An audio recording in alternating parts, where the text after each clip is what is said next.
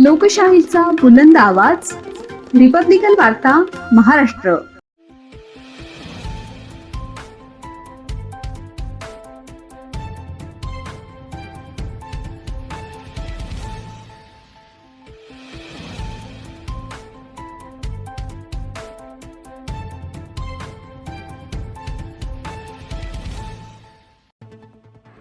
शिवसेना शिंदे गटाचे नगर परिषद पैठण येथील नगरसेवकाचे पद धोक्यात.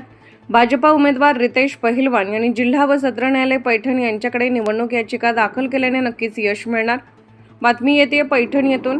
पैठण नगर परिषद 2025-26 मध्ये पार पडलेली सार्वत्रिक निवडणुकीमध्ये शिवसेना शिंदे गटाचे उमेदवार यांनी मयत व्यक्तीचे कागदपत्र, जात प्रमाणपत्र, TC इत्यादी वापर करून नामनिर्देशन सादर केले. निवडणूक प्रक्रिया पार पडल्यानंतर शिवसेनेचे प्रभाग क्रमांक 1 नाराळाच्या उमेदवाराचे नामनिर्देशन पत्र व सोबत जोडलेली कागदपत्रे याचे बारकाईने अवलोकन केले असता नामनिर्देशन पत्रावर उमेदवाराचे नाव विलास केरू अडसूल असे आहे व जन्मदिनांक 7/8/1944 अशी नमूद आहे व सोबत जोडलेले जात प्रमाणपत्र व शाळेचा दाखला यावर जन्मदिनांक 13/2/1963 असा आहे.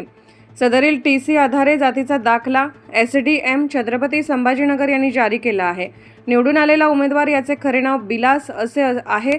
मयत झालेला विलास हा आहे. भारतीय जनता पार्टीचे दुसऱ्या क्रमांकावरील उमेदवार रितेश गोविंद पहलवान यांनी नगर परिषद पैठण येथील कार्यालयामध्ये मयत विलास केरू अडसूल मृत्यू दिनांक 15/12/2000 हे हस्तगत केले.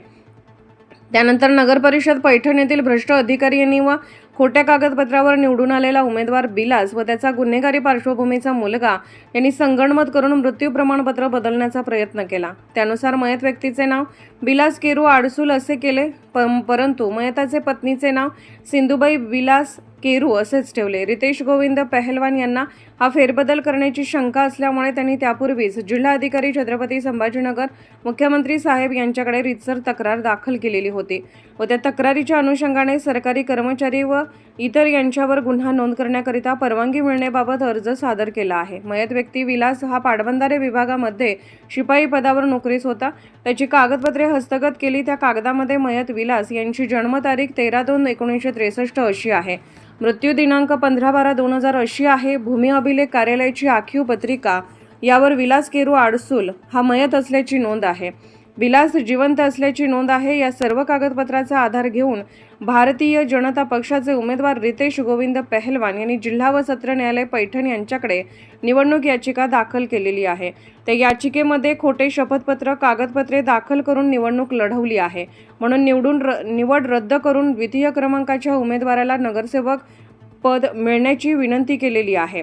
शिवसेना शिंदे गटाचे उमेदवार यांनी शिवसेना पक्ष, निवडणूक आयोग, महाराष्ट्र सरकार व प्रभागातील मतदार यांची फसवणूक केली आहे. जो व्यक्ती मयताची कागदपत्रे वापरून नगरसेवक पदावर निवडून आला तो विश्वासास पात्र नाही व तो प्रभागातील जनतेला न्याय देण्यास अकार्यक्षम आहे.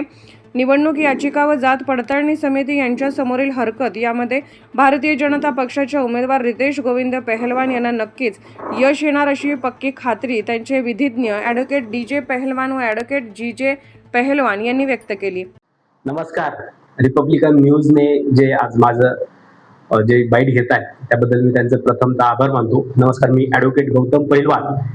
आपल्या पैठण नगर परिषद येथील 2025-26 मध्ये जी निवडणूक पार पडली तर त्या निवडणुकीमध्ये प्रभाग क्रमांक 1 अनुसूचित जातीकरिता जो प्रवर्गात जे राखीव होता त्यामध्ये मयताच्या नावे चे कागदपत्र वापरून जो व्यक्ती निवडून आलाय तर त्याचा मी पोलखोल आपल्या समोर करणार आहे.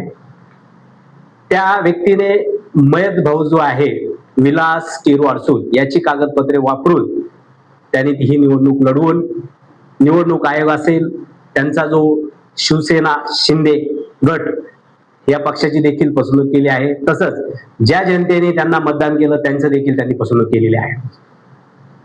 मयत विलास यांची सरळ पूर्ण अगदी जात प्रमाणपत्र असेल, TC असेल, त्याच्यानंतर बाकीचे निवडणूक पत्र असतील, ही सर्व कागदपत्रे वापरून त्यांनी निवडणूक लढवलेली आहे.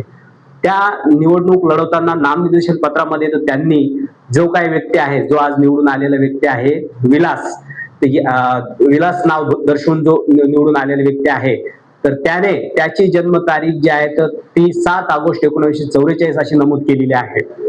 आणि ज्यावेळी जाती प्रमाणपत्र पडताळणी समिती समोर जे जात प्रमाणपत्र व टीसी दाखल केलेला आहे, तर तो टीसी जो आहे तर तो मयत जो झालेला आहे विलास, खरा विलास, तर त्याची कागदपत्रे त्यांनी तिथे दिलेली आहेत. आणि त्या जी त्यांची जी टीसी आहे तर त्या टीसी मध्ये जी दिनांक आहे तर ती 12 डिसेंबर 1963 ही आहे. यावरून हा व्यक्ती किती बदमाश आहे हे दिसून येतं आणि जनतेला किती फसवू शकतो हे पण दिसून येतं. त्यामुळं समितीने ज्यावेळेस समिती समोर आमचा जो उमेदवार आहे रितेश गोविंद पैलवान, जो भारतीय जनता पक्षाच्या तिकीटवर निवडणूक लढला, तर त्यांनी जी घेतलेली हरकत आहे त्या हरकतीमध्ये जर बघितलं तर त्या हरकतीमध्ये समितीला, जात पडताळणी समितीला तथ्य आढळलं. त्या तथ्या आधारे त्यांनी पूर्ण अवलोकन केलं आणि अवलोकन करून जे प्रमाणपत्र, जे बोगस प्रमाणपत्र त्यांनी पडताळणी करिता समिती समोर दाखल केलेलं आहे, तर त्या समितीने पैठण जी तहसील कार्यालय आहे इथून त्या ज्या जात पडताळणी जे त्यांच्या समोर आले तर त्याचा पूर्ण अहवाल त्यांनी मागवलेला आहे. आणि ही बाब जेव्हा आमच्या निदर्शनास आली तर त्यावेळी आम्ही तत्काळ निवडणुकीचा निर्णय लागल्यानंतर निवडणूक याचिका माननीय पैठण येथे जिल्हा व सत्र न्यायालय यांच्याकडे दाखल केलेली आहे. त्या निवडणूक याचिकेमध्ये तो जो व्यक्ती आहे, जो निवडून आलेला, जो स्वतःला विलास हे नाव दाखवतो, तर तो विलास या नावाने जो नाव भासून जो निवडून आलेला व्यक्ती आहे तर तो त्या प्रकरणामध्ये हजर झालेला आहे.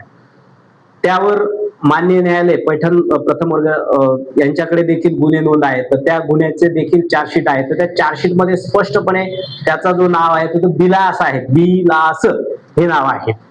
आणि त्या व्यतिरिक्त भूमी अभिलेख येथील या कार्यालयातील आम्ही काही कागदपत्रे हस्तगत केली तर त्या कागदपत्रावर देखील बिलास हा जिवंत दाखवलेला आहे. आणि बिलास जो इरिगेशन विभागामध्ये नोकरीस होता तो मयत आहे आणि त्या मयताची वारसा आहे तर त्यांची नावे, जी काही मिळकत आहे गांगलवाडी येथील, तर त्या मिळकतीवर त्यांची नावाची नोंद झालेली आहे. जे मृत्यू प्रमाणपत्र नगर परिषद पैठण यांनी जारी केलेलं आहे तर ते मृत्यू प्रमाणपत्र वापरून त्या नोंदी घेण्यात आलेला आहे.